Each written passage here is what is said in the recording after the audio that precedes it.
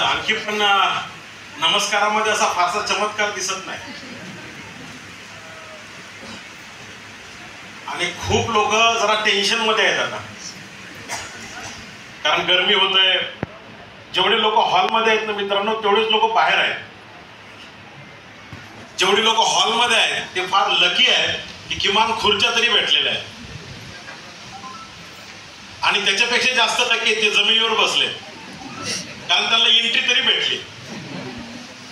खऱ्या जोरदार टाळ्या झाल्या पाहिजेत त्या लोकांसाठी जे बिचारे चौकामध्ये उभे आहेत,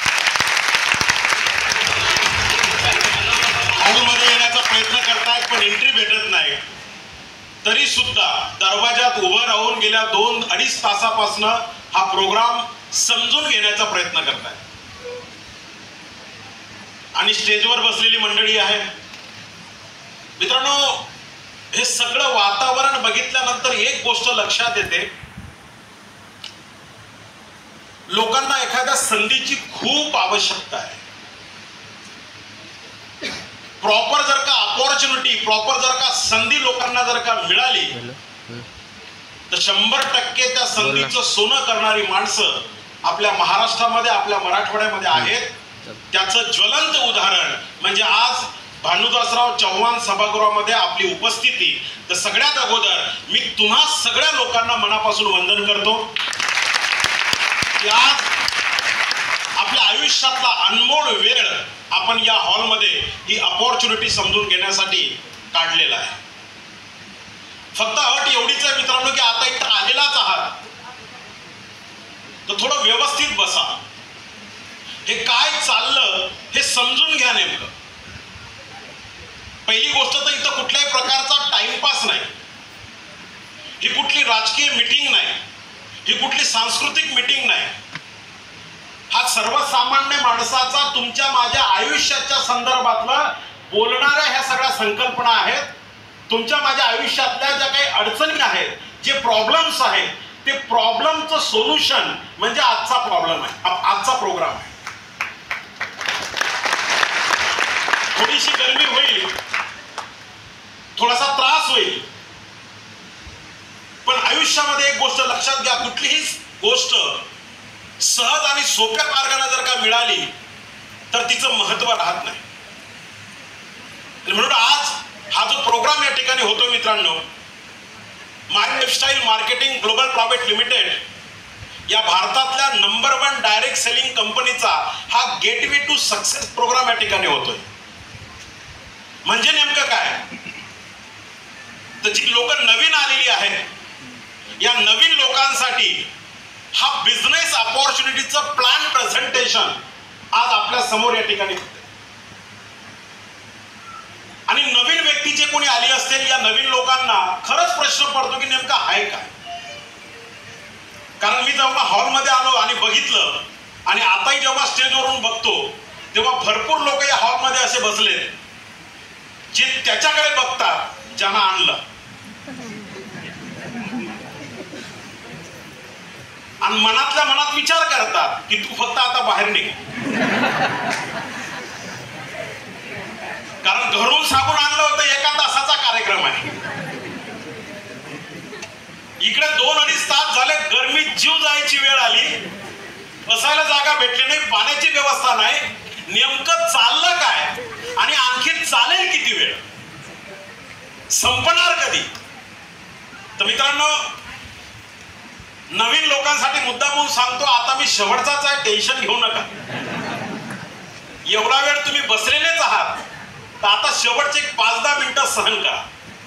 काही लोक अजून पण माझ्याकडे राग पाहतात की साल्या तुला काय बोलायचं ते पटकन बोल आणि आम्हाला लवकर मोकळं कर. तर मित्रांनो, हा प्रोग्राम काय आहे हे तुमच्या लक्षात आलेलं असेलच.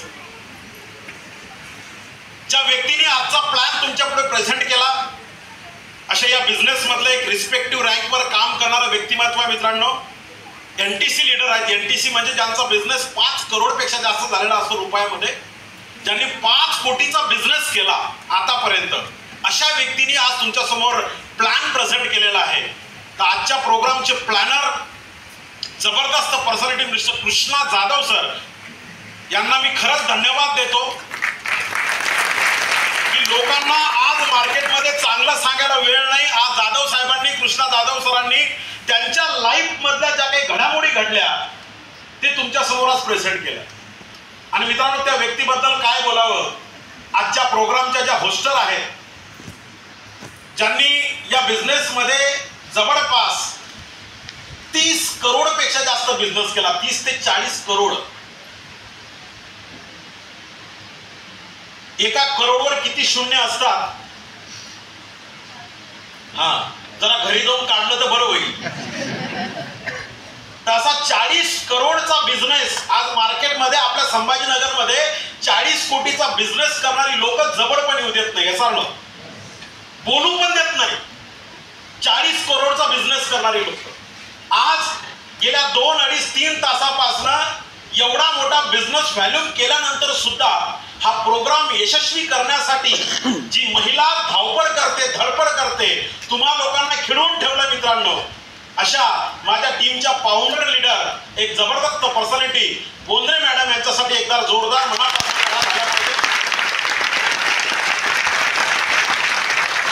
आजच्या प्रोग्राम मध्ये उपस्थित असलेले सर्व NTC, सर्व CTC आणि माझ्या अगोदर ज्यांचं भाषण तुम्ही ऐकलं मित्रांनो, शब्द ज्या व्यक्तींनी खरं सांगितलं. कारण या बिझनेस मध्ये मला 12 वर्ष झाले आणि 12 वर्षामध्ये मी कधीच त्या व्यक्तीला प्लॅन देताना बघितलं नाही. मी कधीच त्या व्यक्तीला माईक हातात घेऊन, मी आता 1-2 वेळेस त्यांना ऐकलंय.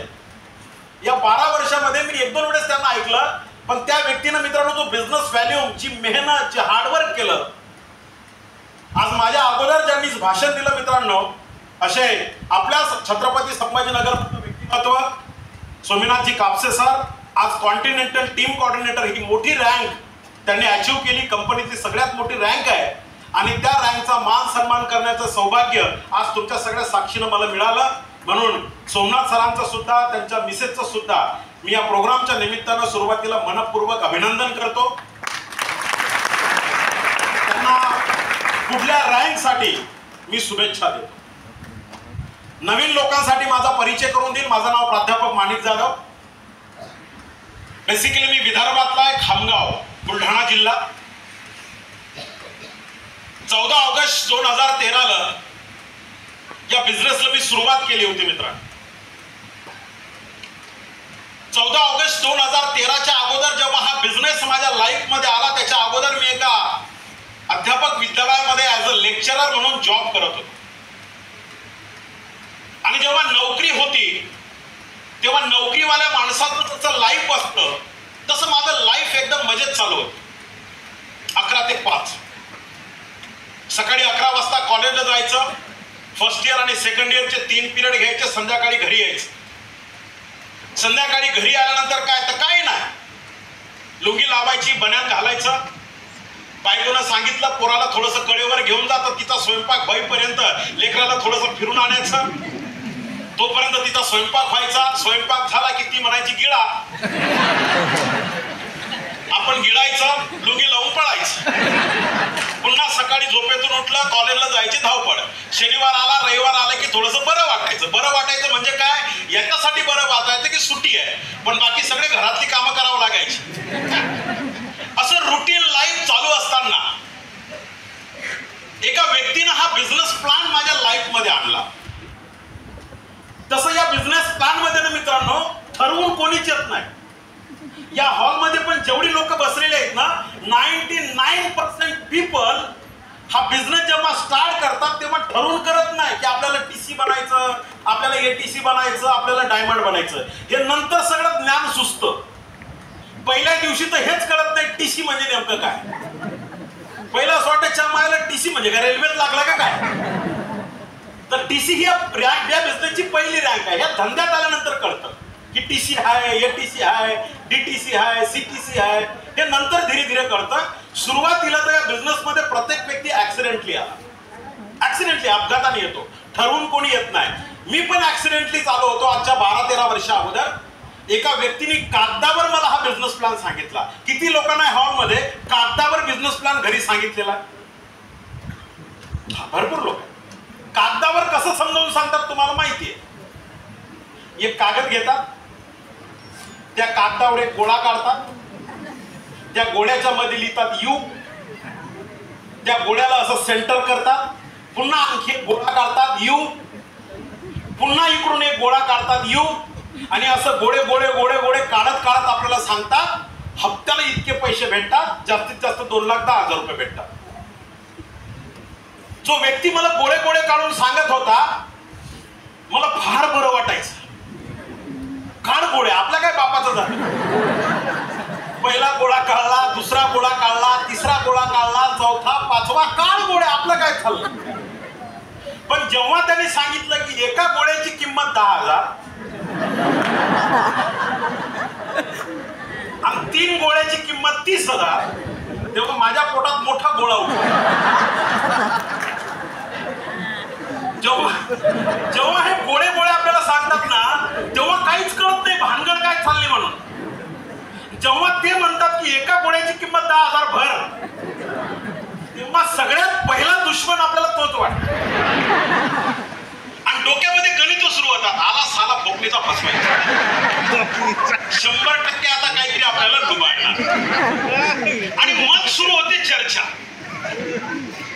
असं नाही होत, तसं नाही होत, हे काही खरं आहे का, अशा भरपूर आल्या, खूप गेल्या, हे फसवण्याचं काम आहे, हे काय, अशा भरपूर चर्चा.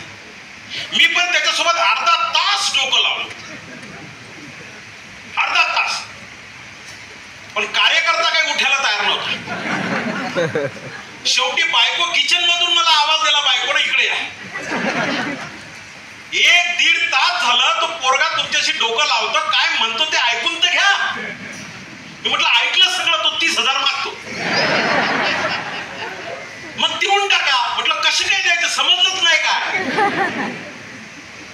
बायको म्हणली आम्हाला झोपायचं आहे, दुपारची वेळ आहे, तुम्ही जोपर्यंत पैसे देणार नाही तोपर्यंत तो काही उठणार नाही, पहिले त्याला पैसे द्या, मोकळं करा. कारण त्या मुलाने माझ्या बायकोला ऐकू जाईल अशा स्वरात बोललं होतं, सर जोपर्यंत तुम्ही जॉईनिंग देणार नाही तोपर्यंत मी तुमच्या घरातून उठणार. कारण ज्या व्यक्तीने मला प्लॅन दिला मित्रांनो, तो माझ्यापेक्षा वयाने लहान होता, शिक्षणानं कमी होता आणि पगारानं पण कमी होता. तुम्ही विश्वास ठेवणार नाही, तो माझ्या कॉलेजमधून पासआउट झालेला माझा माजी विद्यार्थी होता.